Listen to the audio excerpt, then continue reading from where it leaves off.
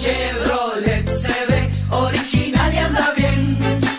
Mirvic Repuestos. Mirvic Repuestos, una vida dedicada a ser tan original como vos. Su Chevrolet se ve original y anda bien. Cerro Largo y G. Mirvic Repuestos. 2901-1675. Pablo, un gusto saludarte antes que nada. Gracias por este rato, gracias por estos minutos. Sé que tenías una mañana para dedicártela a ti, y las estás compartiendo con nosotros. Tranquila, así que te lo agradecemos mucho. Bienvenido. No, gracias. Un placer estar hablando con ustedes y en este día tan delicado, ¿verdad? Que encierra mucho dolor, mucha angustia, mucha incomprensión para todos, no solo para el mundo futbolero. Está claro. Porque la trascendencia que tuvo el caso de William, como tuvo el del Morro, como algunas personalidades públicas, también nos sitúan a todos como sociedad en donde estamos. Eso también me parece que tenemos que reflexionar. Una aclaración al margen, no soy psicólogo, soy sociólogo. Sociólogo. Dije macho porque... tranquilo, no, simplemente porque el enfoque que si bien yo trabajo con psicólogos y psiquiatras, somos 13 investigadores en el grupo, lo que te puedo hablar un poco más es sobre el aspecto social o sociológico de la temática también, claro. ¿verdad? Porque déjame decirte que en realidad sí. tengo la ficha tuya como sociólogo. Cometí yo el error de decir psicólogo en lugar de sociólogo. No, simplemente para no debatir o sí debatir, pero no es el ánimo. Yo creo que me parece, en una opinión, estuvo bien lo que hizo el fútbol ayer, muy bien, y muy lindo, no sobre todo muy bien y muy lindo, sino porque, por dos motivos. Uno más íntimo, que le estamos demostrando a la familia de William lo que el fútbol lo apreciaba, y eso hay que demostrarlo, ¿sí? No solo con fútbol, también hay que demostrarlo con una cosa que va contra el fútbol, me parece a mí, ¿eh? Entonces, porque la familia de William hoy está sufriendo, y está sufriendo terriblemente una muerte inesperada, claro. Terriblemente una muerte, y va a sufrir durante sus próximos años, ¿eh? Porque no es lo mismo que William pierda la vida en un accidente de tránsito, lo pierda por otros motivos, ¿verdad? Toda muerte es importante, pero en el suicidio arrastra un estigma y una incomprensión mucho mayor. Entonces la familia de William hoy en día quiere encajar, digamos, esa muerte, ese dolor para hacer el proceso de duelo y le va a costar mucho. Le vamos a hacer que le cueste mucho, eso es lo importante. Y por otro lado me parece que el duelo expresa el dolor ante la muerte. Entonces, el dolor ante la muerte expresa nuestra cultura de la muerte, ¿se entiende? Es decir, culturalmente cómo vemos a la muerte. Me parece bueno que expresemos que tenemos dolor. Y si el fútbol lo puede expresar a través de paralizar una actividad, digamos, para reflexionar, me parece bien. Hay que sacar esos estigmas que ayer yo vi en la televisión de que era domingo y que era gris y que se iban a suicidar más. Es una falacia, no lo dicen los datos. Ningún dato sostiene que los uruguayos nos suicidamos más los domingos, así como tampoco ningún dato sostiene más que los uruguayos nos suicidamos en invierno. Entonces hay que dejarlo claro y tajante. Esto lo puede comprobar cualquier oyente del programa entrando a la base de datos del MSP y haciendo un simple picar dos botones y sacar las estadísticas por mes o por día si quiere. Entonces esas construcciones no nos hacen bien justificarnos en el invierno, justificarnos en los domingos. Yo creo que no conduce a nada. Y en ese sentido me parece que es bueno hablar del tema. Por suerte ya el Ministerio de Salud Pública, no solo este gobierno, sino el gobierno anterior, al final estaba reconociendo el tema de hablar en su justa medida. Tampoco es hablar todos los días ni a toda hora, pero sí hablar de estos temas y hablar de los territorios que comparte el suicidio, porque el suicidio está también parado en unos territorios, en unas canchas, si se quiere, estamos en un programa deportivo, que comparte con el tema de la violencia, que comparte con el tema del éxito, con el tema de la frustración. Entonces me parece importante ir manejando esos temas como sociedad. Y dije ir manejándolos porque en estos temas, lamentablemente, es a largo tiempo. Es decir, acá no hay una vacuna, no hay una pastilla, digamos, que solucione esto de un día para el otro. ¿Se entiende?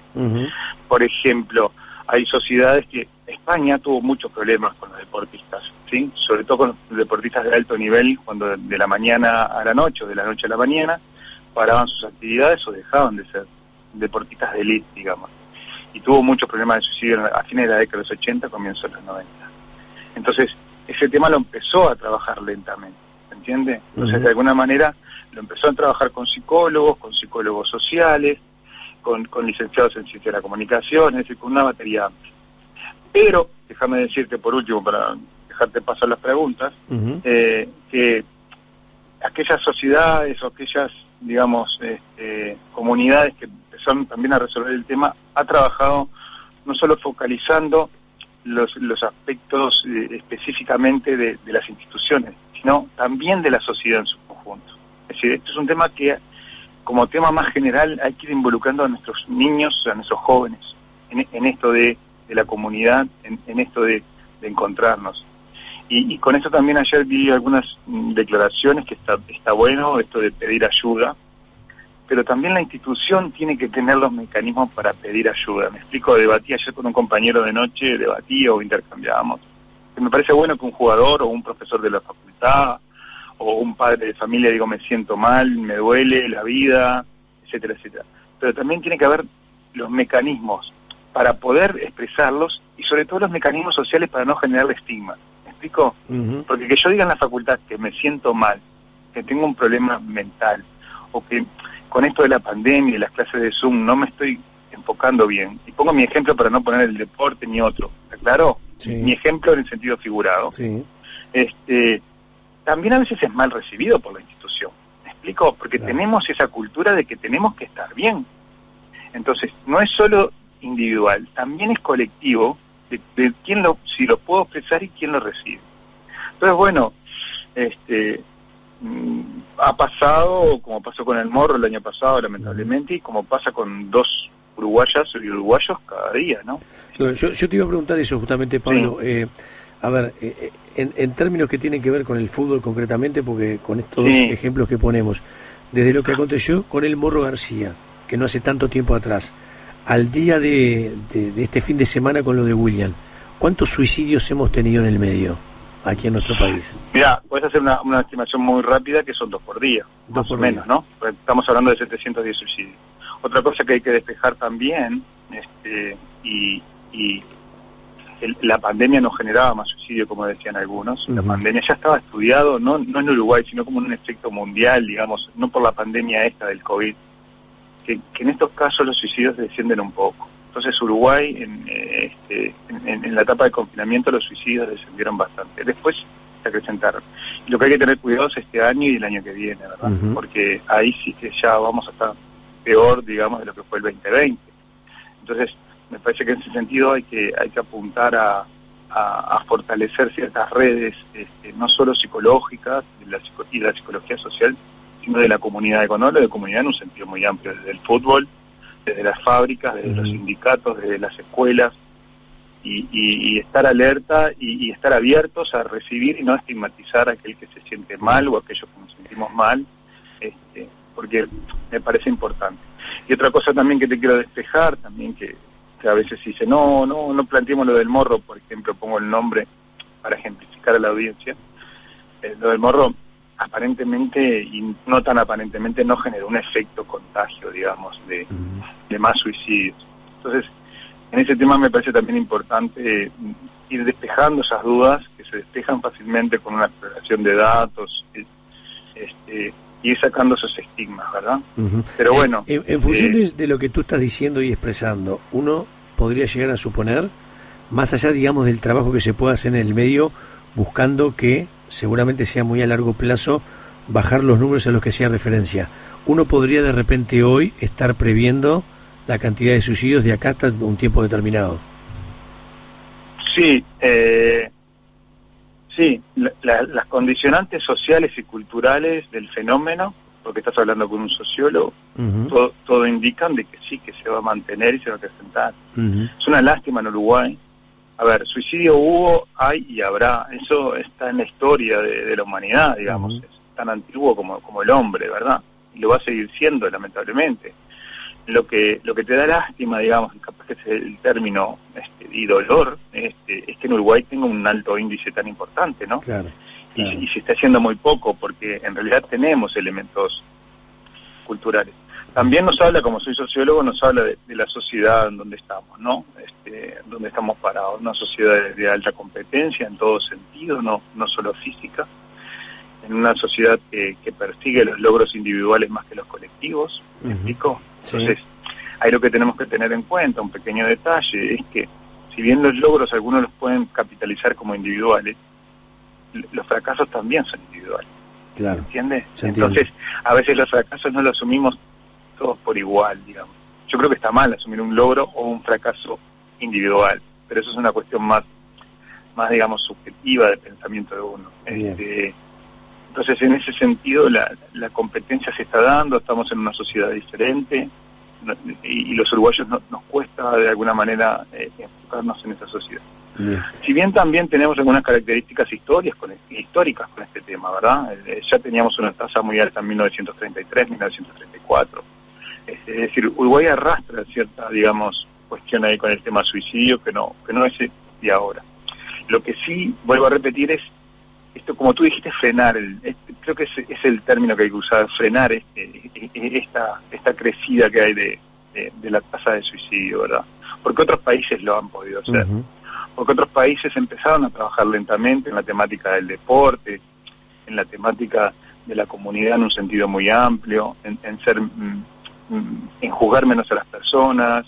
Es decir, no todos tenemos que ser psicólogos ni psiquiatras, claro que no, pero tenemos que ser un poco más tolerantes con nosotros mismos y con el que está al lado, ¿no? Uh-huh. Entonces, en ese sentido nos cuesta mucho asumir esas cuestiones porque nos formaron así. Ese es el tema.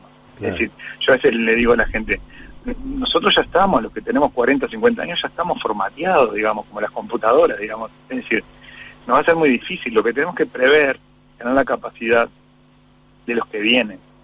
Y en el tema fútbol es complicado, en el tema deporte, y es complicado también en Uruguay por todo lo que hablaban ustedes, ¿no? El uruguayo es muy competitivo, el fútbol es lo exclusivo, el éxito del fútbol está muy marcado.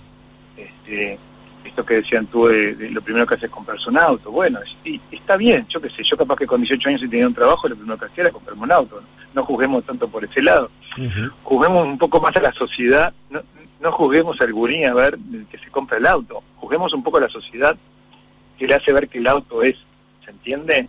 Entonces, en ese sentido hay que cambiar un poco lentamente, ojalá lo veamos nosotros, pero lentamente hay que trabajar así. Por último, para dejarte lugar a las preguntas, antes de ayer un amigo vasco sacaron un programa que es La Comunidad Contigo, ¿no? En Bilbao, concretamente. Y el eslogan de esa campaña, digamos, es la mirada y yo estoy y tú estás. Tan simple como eso, ¿no? Es decir, generar conciencia en un barrio, en una ciudad, de que todos estamos y él también está.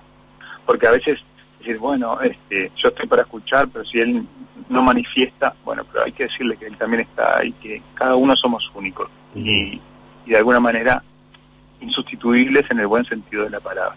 ¿Explicó? Sí, perfectamente. Mis hijos, son los nietos, son los sobrinos, son los amigos de sus amigos. Entonces, en ese sentido también un suicidio no solo afecta a la familia, sino que también afecta a la comunidad y por ende tiene que dejar de pertenecer a la familia en un sentido más figurado y reflexionar todos en eso. Por eso vuelvo a agradecer por segunda vez y capaz que los oyentes se van a enojar, a la comunidad del fútbol por tener esa valentía, digamos, de reflexionar y de hacer un parate y expresarlo en no jugar, ¿no? Uh-huh. Eso también es importante. Pablo, a ver, hace un ratito yo preguntaba, porque uno lo que puede hacer desde el ámbito nuestro es por lo menos formular una serie de preguntas para que especialistas la puedan responder. El tema del suicidio, ¿va de la mano directamente con un tema o una situación de salud mental, eventualmente una depresión? ¿O una persona que en ningún momento ha tenido ningún tipo de elemento identificatorio, un día se levantó de mañana y por X motivo, quizás una circunstancia emocional, tomó la decisión de suicidarse? ¿Cómo es el tema? Es un tema recontra complicado. ¿Me explico? Muy complicado. Yo creo que hablar de salud mental también es un estigma que no nos genera salida. Por ejemplo, Barcelona, y estoy poniendo ejemplos de España, pero te puedo decir de Chile, están hablando de salud en comunidad, uh-huh, que incluye un poco la salud mental. Y ahí incluye al médico, por ejemplo, de familia, al médico general, que también puede observar y te puede guiar. Eso por un lado. Por otro lado, yo creo que el suicidio impulsivo, que tú decís, que me levanto y me suicido, en Uruguay es muy bajo. Nosotros hicimos un estudio de análisis de notas suicidas, donde ahí estuvimos 4 años analizando cerca de 890 cartas, cartas o notas, y bueno, con una codificación internacional, trabajamos con gente de México y de Canadá, un poco para la codificación, digamos, y la mirada de las notas, ser comparativas con otros países, porque eso también a veces ayuda, aunque tengan otra cultura y idiosincrasia, pero ayuda. Entonces, el grupo ese impulsivo, digamos, que nosotros digamos, es muy bajo, digamos, es muy bajo, ¿se entiende? Y estamos hablando, ojo, de los que escriben notas, que en Uruguay son 3 de cada 10, ¿no? Y esto no quiere inferir a toda la población suicida, pero son elementos que nos agarran un poco más a la realidad del suicidio en general. Entonces, yo creo que ese elemento impulsivo, si bien puede tener cierto ribete de impulsividad en algunos casos particulares, o todos, porque a veces no ubicamos racionalmente el método que emplea, o el simple hecho de quitarse la vida por mano propia, ¿se entiende? Entonces yo creo que en Uruguay, es nuestra impresión, ese suicidio impulsivo, es decir, que no daba ninguna seña, que no, es muy bajo. Es muy bajo, no te quiero hablar de porcentaje porque después queda eso en la audiencia y no tampoco colabora.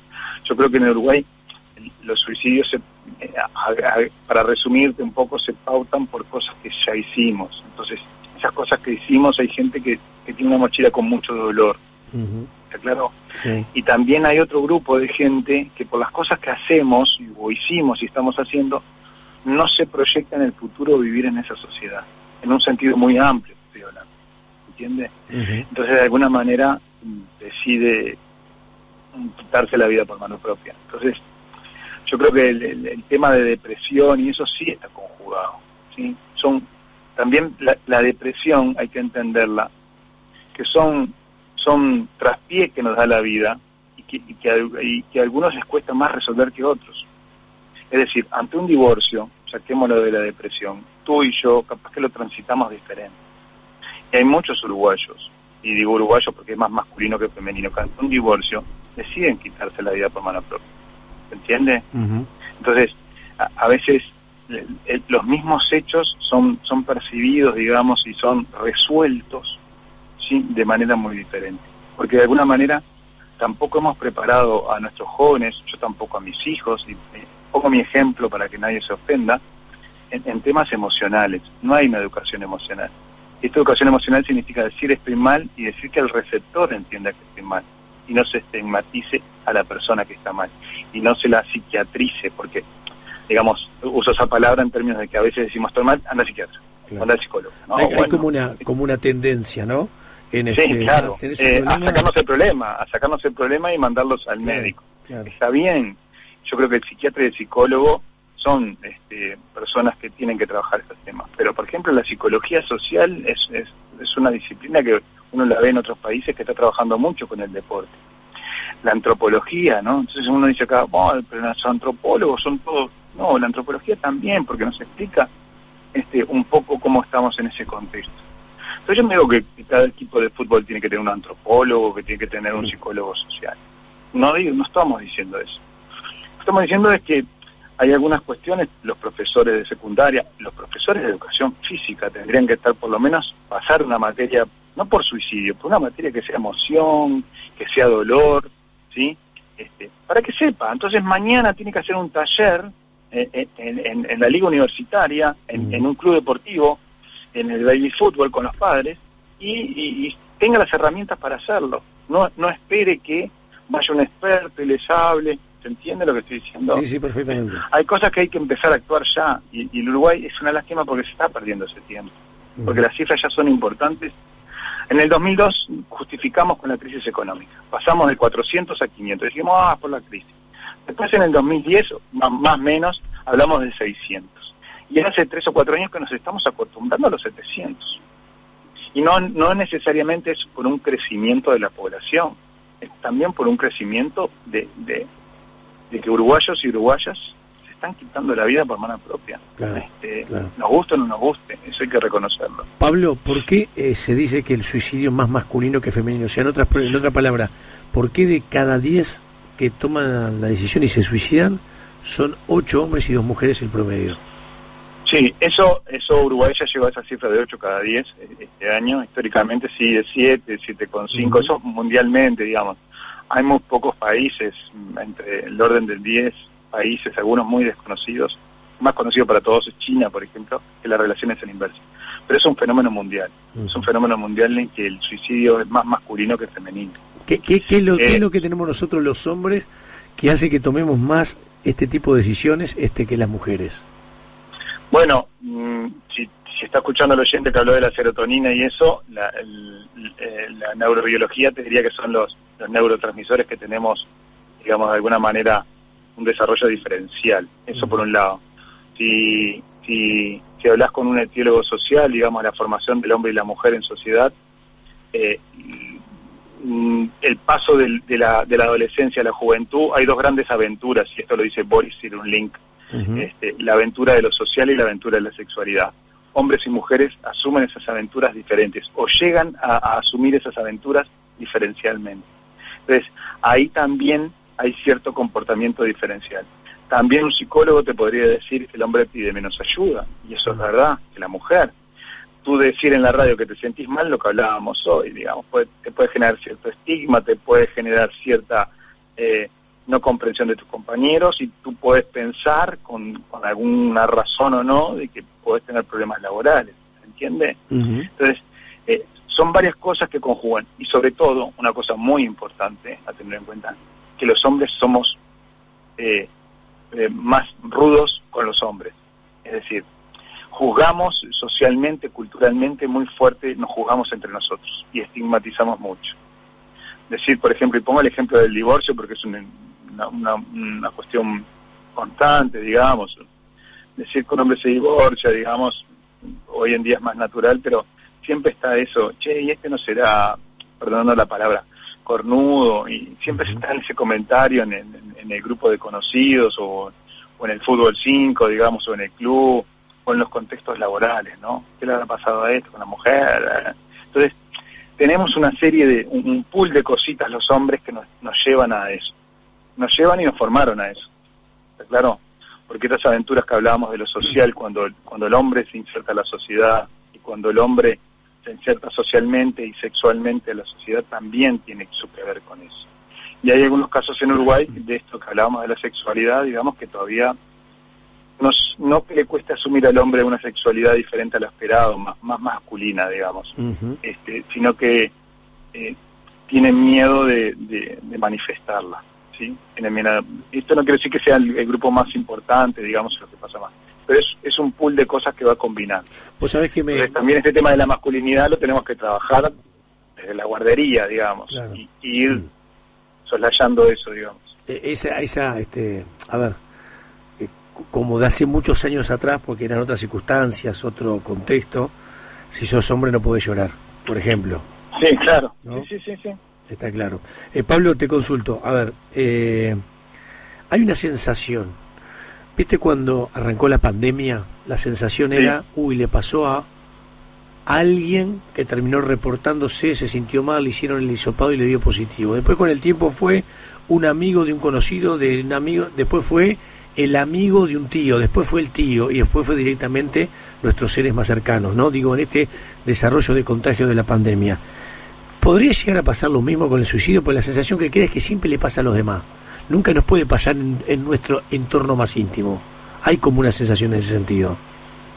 Mira, te agradezco tu pregunta porque en mi modesta opinión, y creo que la del grupo también, hay un elemento fundamental en Uruguay que no lo estamos manejando y que lo manejaron en otros contextos similares a Uruguay, a los chilenos, algo a los argentinos, los franceses, los españoles, que es la familia de la víctima. Entonces, en otros contextos ya la familia o el grupo más cercano tiene una doble función, digamos. La primera es que se llama víctima no superviviente, o víctima y superviviente de suicidio, sobre todo para una reparación del duelo del círculo más allegado.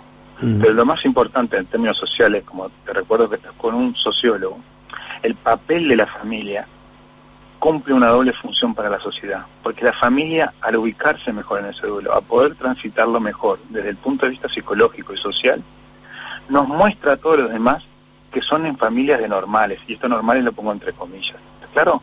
Es decir, entonces, al ver yo que la familia López no son locos, o la familia Hein no son drogadictos, de alguna manera encajo mejor, no solo la familia Hein, sino que también me veo a mí que me puede pasar. ¿Me explico? Es decir, así como la pandemia agarró primero a los que no se cuidaban y después que yo me cuidé más cercano, como tú decís, el papel de las víctimas de suicidio en el mundo ya está cambiando en ese sentido, con un efecto protector social también.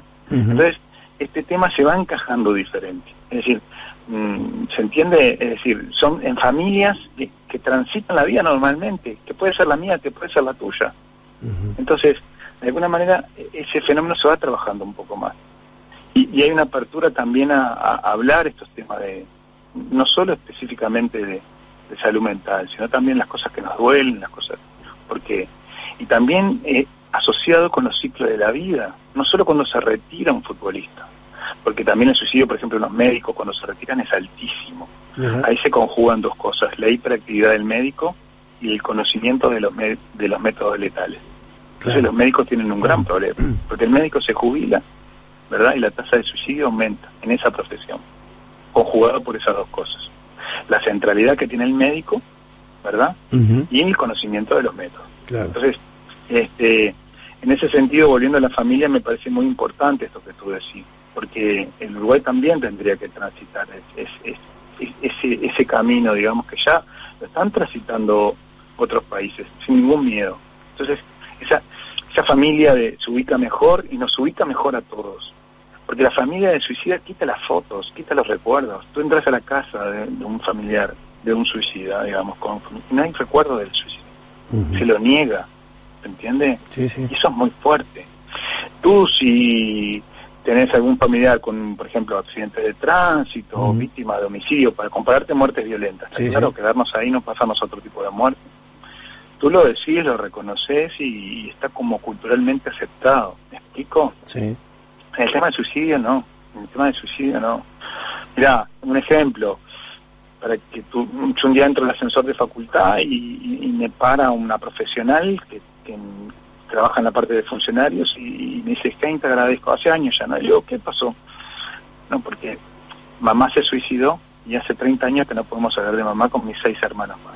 Y estamos hablando que era una profesional, ¿se entiende? Claro, claro. Y escucharon un par de entrevistas o vieron que este grupo tiene un poco más de visibilidad y de alguna manera lo empezaron a encajar la muerte de la madre. Porque yo dije, no puede ser. Sí, aunque tú no lo creas. Claro. La muerte de mamá no se hablaba. Claro. Papá la negó y nosotros la negamos todos atrás. Claro, ¿se entiende? Se entiende absolutamente. Por esto que decimos de locura, por esto Y acá no estamos celebrando la muerte, eso también que quede claro, porque algunos escapamos, bueno, que hay que celebrar la muerte. No, acá lo estamos de alguna manera tratando de ubicar, tratando de racionalizar, tratándola de entender, para que el Morro, para que William no queden en mal. ¿Se entiende? Para que todos los futbolistas vean eso. Entonces, el tema fútbol de nuestro país, ustedes saben mejor que uno, es complicado, porque no... Uno lo ve, mi hijo juega al fútbol universitario y bueno, uno dice, bueno, a veces es lindo perder. Yo que sé, el otro día vi un documental de un cuadro francés de fútbol, que es Cero Gol, creo que se llama. Son unos gurises que tienen un cuadro y que nunca metieron un gol, hace 2 años que no meten un gol. Y hay entrevistas con los padres y todo. Está muy lindo. No quiero decir que tampoco todos tengamos que jugar al 0 gol, ¿no? ¿Se entiende? Pero de alguna manera ir enfocando a los muchachos. Esto ustedes que decían de la educación también, son pequeñas acciones que, digamos, el Uruguay había puesto algunas normas de eso, pero no sé si se controla, ¿se entiende? Darle por lo menos el ciclo secundario completo, ¿sí? Tener otras instancias de reinserción. Ampliar la gama de deportes también, porque a veces el fútbol es lo único que hay. ¿Por qué somos futboleros? Porque es lo único que hay, ¿se entiende? Porque es lo único que hay. Entonces, en un lugar con una costa muy amplia, hay pocos deportes acuáticos, poca gente que sabe nadar. ¿A vos particularmente te gusta mucho nadar? Bueno, ahora sí, últimamente por temas de cuidado, he vuelto para ahí. No, pero me gusta el fútbol, Pero el fútbol, sí. Yo lo sé, Pablo, pero mira, yo tengo 53 años. Yo era gurí chiquito y así era. Fútbol, básquetbol y eventualmente ahí algo de voleibol. Y no salías de eso, sobre todo del fútbol y del básquetbol. y si no medías de 1,90 para arriba, difícilmente pudiera jugar, entonces era el fútbol. Y así fue siempre, y nosotros, durante todo este tiempo que hablamos de fútbol normalmente de alta competencia, por más que hay otras ramas del fútbol, y el deporte y el fútbol amateur ha generado en los últimos años un incremento absolutamente notorio y ha sido fantástico, está claro que lo analizamos, incluso hasta como periodista deportivo, el éxito, el fracaso, el triunfo, la derrota. O sea, fue Peñarol en esta última instancia nacional, fue al Gran Parque Central por Copa Sudamericana y le ganó, le hizo 2 goles, le tenía que haber hecho 4. Y Capucho planteó mal todo el equipo y jugadores esto y lo. Entonces, hacemos análisis que de alguna manera los tenemos que hacer, pero sin en el fondo saber que quizás somos tan duros, tan como robotizados a la hora de ganaste, sos exitoso, perdiste, sos un desastre. Y eso pasa en el fútbol, y nos pasa a nosotros y nos pasa a todos. Entonces, es como un hilo muy fino analizar el deporte de primer nivel, el de alta competencia, si no es en sinónimo de éxito y fracaso en función de si ganás o perdés, si salís campeón o descendiste. Y sí, porque está mercantilizado, digamos. Ahí no hay vuelta, digamos, no hay mucha vuelta a entenderlo, ¿no? Es un deporte que hay dinero de por medio, que estamos en una sociedad históricamente ya con un desarrollo de capital, digamos, sino, es lo que estamos, no estoy diciendo ni que está bien ni que está mal. Entonces, bueno, la idea es que, digamos, empezar a desenfocar lentamente, no es que mañana digamos, no importan los goles y no hay más suicidios en el fútbol. No, que lo va a haber, sí que lo va a haber. Lamentablemente va a haber suicidios en nuestros medios cercanos, nuestros compañeros de trabajo, nuestra comunidad, nuestro edificio, nuestra cooperativa. Entonces, me parece que el tema no es, como tú dijiste la palabra frenar, esa estuvo bien, frenar esto, ¿no? No desaparecerlo, porque también los historiadores y los filósofos dicen que de alguna manera es un hecho histórico, digamos, y es otra cosa interesante que te quiero comentar también, esto de las notas, que es importante y alguna se visualiza también, las que escriben los adultos mayores, es importante también como los adultos mayores ya visualizan, digamos, y lo expresan en la nota, el mal social que le están haciendo a la familia, o el estigma que le están poniendo a la familia, porque hay mucho pedido de perdón. Y vos decís, perdóname Pablo, vos decís el adulto mayor que eventualmente deja esa nota pidiendo perdón. Sí, claro, y es un perdón es tremendo por el eso. mal que le hace socialmente a la familia. No solo el duelo, lo que vos no solo estás diciendo es tremendo. Lo inmediato, emocional, sino porque sabe que a la familia la van a ver mal. Claro.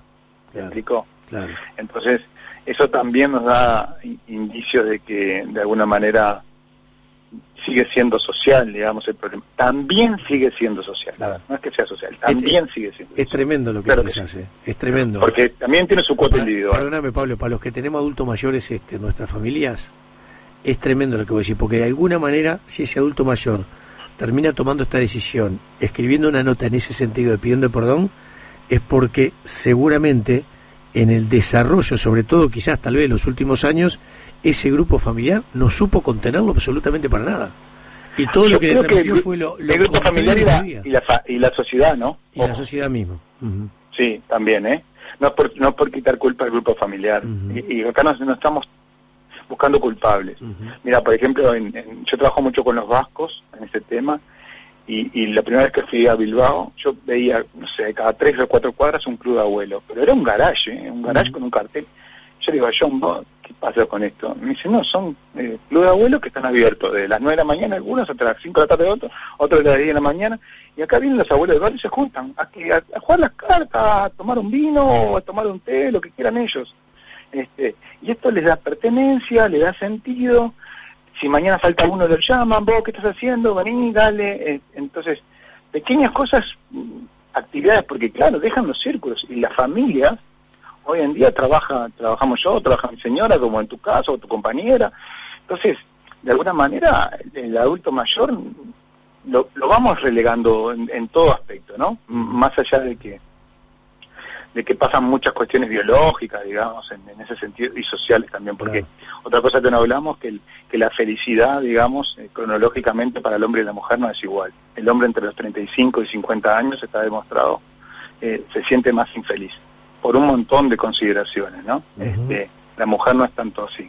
Entonces, las percepciones sociales del dolor, las percepciones sociales de la felicidad también son diferenciales para hombre y para mujer. Volviendo a la tercera edad, pasa eso, que a nosotros no solo que los dejamos de lado por la hiperactividad que tenemos, sino que también la sociedad tampoco les ofrece nada. Y nos ofrece nada a los no tercera edad que tenemos tercera edad en nuestra responsabilidad. ¿Se entiende? Sí, sí. Y eso lo cambió la sociedad, porque antes capaz que tu abuelo vivía contigo y ahora ya no. Entonces, digamos, hay pequeñas acciones que no nos cuestan mucho. Y esos clubes a veces estaban vacíos. Uno pasaba y había 2 abuelos. Bueno, pero están 2. ¿Se entiende? Es la apuesta que hace. Claro.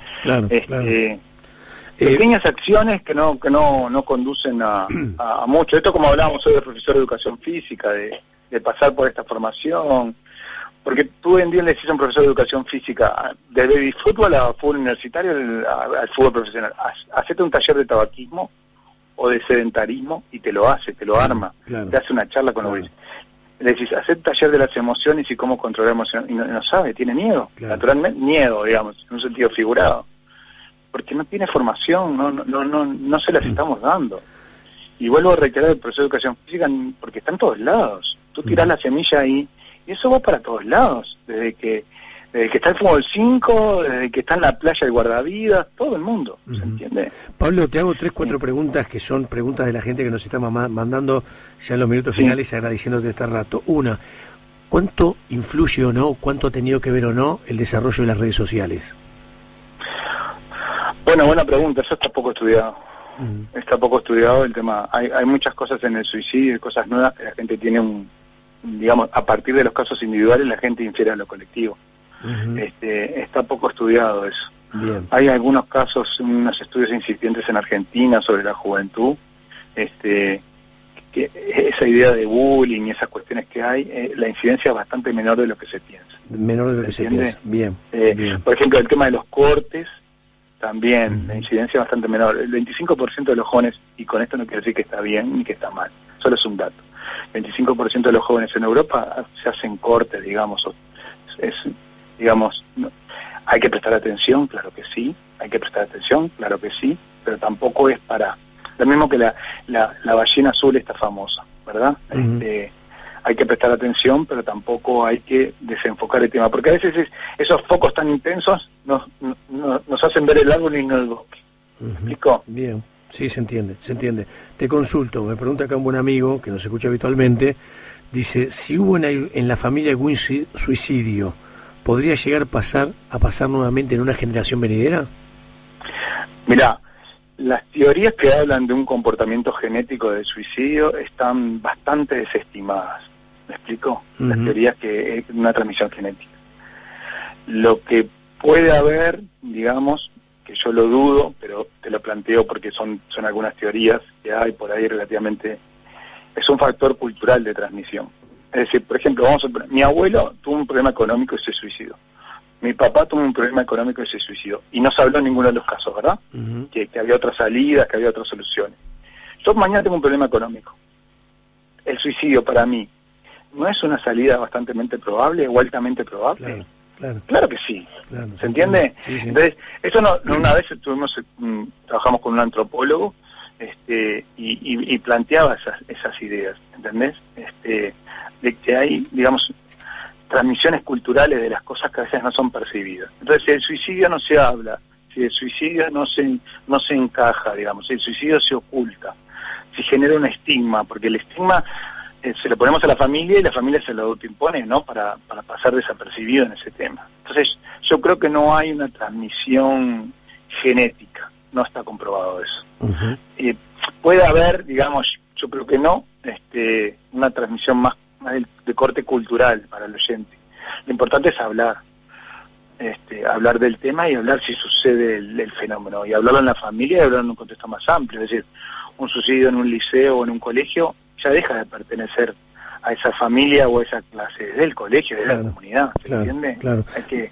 Me pregunta... Lo mismo que el caso de William, digamos, es del fútbol, pero no es de Villa Teresa, es del fútbol y es de todo el deporte uruguayo. Eso tendría que tomar todos los deportistas y toda la comunidad. Me pregunta Jesús, dice, si se puede leer en algún aspecto el tema del suicidio como un acto de cobardía o como un acto de valentía. Bueno, Jesús, mira, hay que desterrar ese pensamiento, ya en todos los manuales se dice que hay que desterrarlo. Porque esas son otras cuestiones que focalizamos una cosa, no hay, el suicidio no se evalúa por si sos guapo o si sos cobarde, no, es otra cosa. Esa es una cosa que veníamos arrastrando también en cualquier manual de OPS y de OMS, ya se descarta desde los 90, esa mirada que tenemos, se entiende si es suicidio o cobarde. Yo creo que eso nos hace mal como sociedad. Yo creo que Will en el Morro, y por ponerte casos conocidos y del fútbol, no fue guapo ni cobarde, ¿no? Fue la solución que le dimos nosotros a su problema. Fue la solución que de alguna manera nosotros no le dimos para enfocarse, digamos. Y capaz que son casos muy diferenciales, porque Morro tenía mucho éxito, incluso tal vez económico, muy querido en su Godoy Cruz. Yo me acuerdo que fui a Mendoza y fui a la sede de Godoy Cruz a buscar la camiseta a mi hijo que me salió de Nacional, lamentablemente, que yo soy de Peñarol, pero mi hijo y mi señora me salieron de Nacional.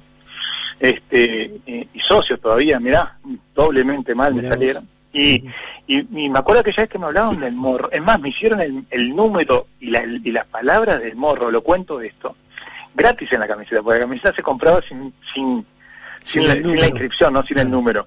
Y me acuerdo que no teníamos más plata y no teníamos las tarjetas, y el loco dice, yo te la hago, sos uruguayo, te la hago por el Morro, no sé qué, no sé cuánto. Yo después le digo al Morro que te... Y me hablaban del Morro, y yo soy mancha muerte, y la verdad que lo recuerdo ahora contigo, se me eriza la piel, ¿entendés? El gurí que vendía las camisetas ahí en la sede. El Morro tenía una predisposición siempre positiva, normalmente con todos los funcionarios. Esto pasó en Nacional también y pasó en River. Y pasaba con todos los funcionarios del club. Llamás acá. Este gurí me contaba, ayudaba al canchero a sacar las redes, porque en aquella época no se había suicidado, ¿no? Claro. Ayuda al canchero a sacar las redes, es el último que se va de la práctica. Siempre está para todos los compañeros. Dice, el uruguayo es divino, dice. Entonces, volviendo a eso, no hay que agarrarlo por valiente o cobarde. Bien. Focalicemos en la pregunta. No son ni valientes ni cobardes, ¿no?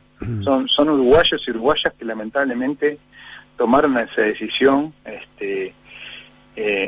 yo creo que en un contexto de dolor, ¿verdad? En un contexto de sufrimiento. Yo creo que esto de que se dice que el suicida quiere parar de sufrir es bastante cierto. No es que quiera morir, es que quiere parar de sufrir. El sufrimiento es psicológico social, cultural. Pablo, me pregunta el amigo que termina 825 su celular, dice, ¿hay algún indicio que se repita en comportamientos de diferentes personas que luego toman la misma decisión final que es quitarse la vida? No conozco eso, no conozco eso. No conozco eso porque no con ciertas patologías, no. Lo que sí que también hay una predisposición, digamos, a que esto que hablamos de salud mental, y por eso hoy hablamos de salud en comunidad, a veces la salud mental se previene en la comunidad, o se combate, digamos, o se previene ahí, en el sentido de que hay cosas que, digamos, yo mañana me divorcio, yo mañana pierdo el trabajo, es muy factible que empiece a tener problemas de salud mental, como lo conocemos popularmente, ¿se me entiende? Claro. Entonces, ciertas pérdidas laborales, económicas, sociales, y en estos tiempos de pandemia que mucha gente ha perdido a su familiar en un contexto inesperado, también puede generar.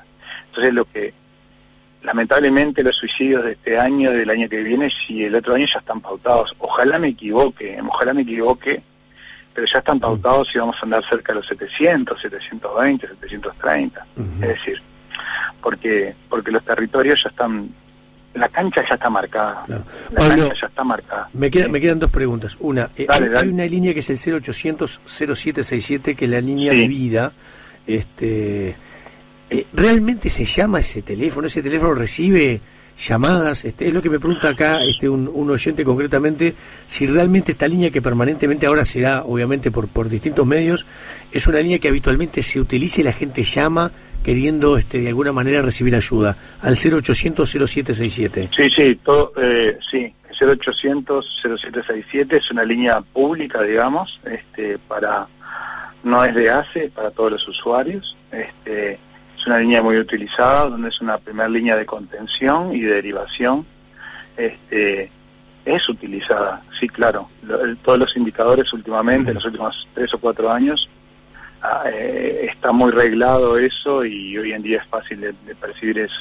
Bien. En ese sentido, somos más mujeres que hombres, lamentablemente, eso sucede así, por las cifras que hay.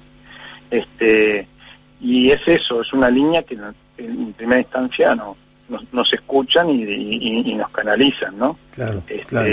Tampoco podemos apostar solo a eso, ¿no? Sí, está claro. Pero sí hay muchos casos de soledad, donde la soledad también se comparte en comunidad, y esto es lo que hablabas del fútbol. El fútbol también es una linda comunidad, claro. ¿entiendes? Claro. Nadar es muy lindo, pero estás solo. Claro. Se entiende, correr es muy lindo, pero estás solo, o podés hacerlo en colectivo, pero hay deportes que son socialmente, y uno ve ahí si el compañero de todos los sábados de mañana está triste o está amargado, o si tiene un problema con los hijos, o con la señora, o con su mamá, ¿se entiende? Sí, sí. Entonces, también hay que rescatar esa figura de los deportes colectivos y del fútbol y de una competición más. Temas que seguramente son fáciles de hablar, fáciles de verbalizar, y muy difícil de llevar a la práctica. Te hago la última porque ya estamos ahí, de formateados, digamos. Exactamente. De Miguel de Atahualpa me dice, preguntale por favor al profesional si se estudian las causas reales individuales que lo provocan. Bueno, ahí las causas individuales reales, lo que hay en ese sentido son lo que se llaman la autopsia sociológica, que profundizan en cada caso, que en Uruguay acá no hay nadie certificado para hacer eso. Lo que yo le puedo decir a este oyente es que John García Ormaza, que es el vasco que trabajamos, uno de los vascos que trabajamos nosotros, está certificado mundialmente para hacer autopsias psicológicas. Lo pueden buscar en YouTube, hay una entrevista que vino hace 2 años él, y él lo dice claramente. Ahí él se certificó en Estados Unidos para hacer eso, hizo 3 autopsias psicológicas que profundiza en el caso durante 6 meses, toda su vida anterior, su celular, etcétera, etcétera. Y en definitiva no hizo más porque de alguna manera también se dio cuenta de que hay un territorio social y son desavenencias de la vida que se van sumando en las personas y los llevan a eso. Entonces, las causas, hay pocas causas, digamos, nos acceden mucho a las historias clínicas. Lo que pasa es que también el suicidio en Uruguay es una cosa que tenemos que empezar a ver, que es importante para nosotros que trabajamos el tema. Se entierra el suicida comete el acto, se entierra y se olvida, y también en un sentido de registros, en un sentido de explorar un poco más, porque la comprensión del tema nos ayuda a prevenir. Te pongo un ejemplo claro. Si tú entras a la base de estadísticas de mortalidad del Uruguay, en caso de los suicidas, el 80% de los casos, por no decirte el 85%, que sería más correcto, no se sabe en qué departamento nació el suicida. ¿Me explico? Es decir, tampoco, sí se sabe en cuál lo cometió, y eso tampoco ayuda en nada. El Ministerio el otro día puso un mapa del Uruguay donde está Rocha en rojo. ¿Qué aporta eso? Nada. Estigmatizar a Rocha, seguir con la misma rosca de que los rochenses se suicidan. Andá a saber si sos rochense. Capaz que yo de Montevideo me voy a Rocha y me suicido. ¿Se entiende? O digamos, ¿por qué no nos preguntamos qué está pasando en Rocha o qué está pasando en el este, en términos culturales, económicos, políticos, de que hay algo mal ahí? Había como un estigma años atrás de que el índice de suicidio más alto se daba en Flores. No, sí, esas cuestiones. Había uno de Castillo. Mira, nosotros nos tomamos un trabajo muy lindo que te voy a decir. Lo que pasa que el Uruguay, si bien es la tasa más importante de todas las Américas, eso tiene que quedar claro, ¿sí? Más que Canadá, más que Estados Unidos y más que Chile. O sea, la tasa de suicidio. Y acá nos comparamos con países que tienen igual registro, porque a veces algunos colegas dicen, bueno, pero Ecuador, sí, en Ecuador hay un subregistro médico muy importante, pero en Chile, en Argentina, en Canadá, en Estados Unidos, Colombia, no. Bien. Y ahí seguimos primero en suicidio, ¿me explico? O sea que aunque en Uruguay hay un subregistro de suicidio. Pablo, pará, porque hay cosas que a mí me interesa que queden bien claras. Hoy nosotros tenemos la tasa de suicidio más alta en América, en toda América. Sí, hoy en día 20,36, 20,4. Sí. Tenemos un problema ahí también, si nos vamos a leer fino. No sabemos cuántos uruguayos y uruguayas somos, porque sabemos por proyecciones. El último censo de población fue en el año 2011. Entonces yo hoy en día no sé cuánta gente hay en Flores, no sé exactamente cuánta gente hay en Castillo. Entonces para sacar las tasas por departamento son con proyecciones. Esas proyecciones poblacionales siempre se corrigen a la baja. Porque nace menos gente, porque entonces hay una corrección siempre a la baja. Entonces, eso es una primera mirada. La segunda, te estaba diciendo, si bien somos la tasa más importante de todas las Américas, y estamos en el ranking mundial allá arriba, sí, porque el promedio mundial es 9, más o menos. España tiene 9,4, Chile pasó de 9 a 11, están recontra preocupados. Argentina es 8,7, Canadá 7 y pico, Estados Unidos 14, Cuba estaban 20 y ya lo bajaron a 18 o 17. Te estaba diciendo, en ese sentido, el Uruguay tiene pocos casos. Entonces yo saco 2 casos de Flores y los pongo en Rocha, por nombrarte 2 departamentos. Y cambia la tasa departamental. ¿Se entiende? Sí, sí. El año pasado, en el 2019, estaba en rojo La Valleja, hubo 4 suicidios menos, y ahora está en rojo Rocha otra vez. Entonces, hablar de departamentos, hablar de localidades, es una falacia también que tenemos que empezar a olvidar un poco. Es decir, hablemos de regiones si queremos ver la cuestión regional. Bien. Aunque la geografía y el invierno no te hacen un suicidio, ¿me explico? Sí, sí, en Uruguay se suicida, la tasa de suicidio es estable en todos los meses, eso que quede claro, muy estable en todos los meses. Hay cierta tendencia débil en diciembre, ¿me explico? Sí. Es decir, en pleno calor. ¿No será ahí que llega fin de año, que hay mucha gente sola, que evaluamos nuestra vida, que tuve que conseguir el 0 kilómetro, que tuve que pasar de tercera a primera, que tuve que tener cierto paper publicado en la facultad? ¿Se entiende? Sí, sí. Es decir, y ahí evalúo a fin de año y veo que esas pruebas que me puso la sociedad y yo me puse no las logré cumplir. Y entonces, ¿no será ahí que también actúa el suicidio en ese sentido? Porque los uruguayos y las uruguayas nos suicidamos un poquito más en diciembre. Bien. Hay una leve tendencia a suicidarnos más a fin de año. Pablo, ¿Me explico? Sí. te agradezco pila este tiempo, porque se nos termina el programa, te agradezco mucho. Simplemente déjame preguntarte, ustedes están en un grupo muy importante, un grupo abierto, ¿cómo te contactan? ¿Cómo contactan a tu grupo de trabajo? Mirá, nosotros tenemos un grupo que por suerte, digo yo, hace 12 años trabajamos bastante con la comunidad porque hay gente de medicina que es la cátedra del Salud Comunidad y constantemente estamos haciendo talleres y estamos haciendo charlas y estamos haciendo cursos de formación. Sacamos un libro ahora en diciembre, que es un libro de distribución gratuita, pero lamentablemente como el libro eran talleres presenciales, están guardados en mi oficina porque no claudicamos. En la radio está mi teléfono, me pueden mandar un WhatsApp por charlas o por cuestiones de los clubes deportivos y eso, o por talleres con el grupo. También está la página web del grupo de comprensión. Y si no, yo después te paso a la producción mi mail particular, pero me googlean Pablo Hein, Facultad de Ciencias Sociales, Ahí está. y ahí llegan a mí y llegamos al grupo. Perfecto. Lo que puede pasar de que nos tengan cierta paciencia, porque nosotros abogamos por la presencialidad. Estos temas manejarlos por Zoom, digamos, por temas virtuales, los manejamos, pero es un poco complicado. ¿Me explico? Bien, perfectamente. Porque la mirada y el estar ahí también. Pero bueno, googlean Pablo Hein, Facultad de Ciencias Sociales, y ahí le va a saltar el grupo de comprensión. Después por WhatsApp pasame tu correo electrónico y yo lo todos mis contactos y quedan en la producción, y a cualquier oyente o oyenta que tenga necesidad de un colectivo, sea deportivo o no sea deportivo, empezamos a coordinar y con gusto, sea desde Bella Unión a Montevideo, de Colonia a Rocha. Eso está es muy bien. Cuestión de coordinar. Está muy bien. Pablo, te mando un abrazo grande. Gracias, arriba y gracias por este rato. Suerte y un beso grande de la familia deportiva. Dale, abrazo grande, abrazo grande.